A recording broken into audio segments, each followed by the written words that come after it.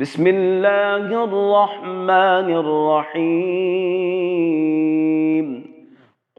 سامعین محترم، سورہ فلق کی آیت نمبر 4 کا اب لفظی ترجمہ سماعت فرمائیں۔ وَمِن شَرِّ النَّفَّاثَاتِ فِي الْعُقَدِ، واو کے معنی ہیں اور، من کے معنی ہیں سے، اور شر کے معنی ہیں برائی۔ نفاسات کے معنی ہیں پھونکے مارنے والی عورتیں، فی کے معنی ہے میں، اور العقد کے معنی ہے گرہ۔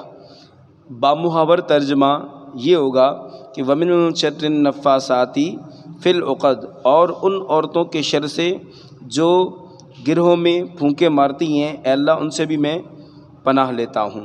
وَمِن شَرِّ حَاسِدٍ إِذَا حَسَدَ، واو کے معنی اور، من کے معنی سے، شر کے معنی برائی، اور حاسد کے معنی حسد کرنے والا، اذا کے معنی جب، حسدہ وہ حسد کرے۔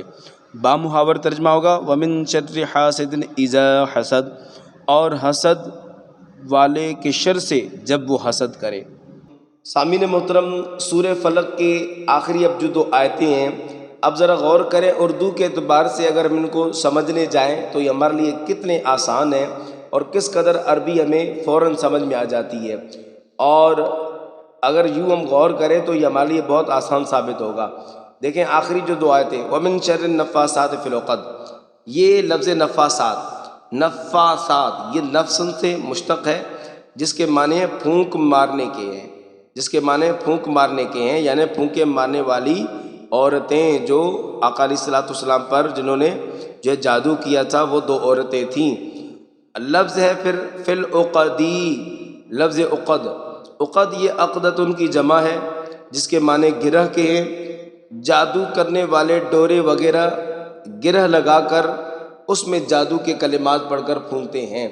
تو نفاسات اور فی العقد، ان یہ دونوں آپ سمجھ لیجئے، نفاسات پھونکے مارنے والی عورتیں، اور عقد جو ہے یہ اس کے معنی گرہ کے ہیں۔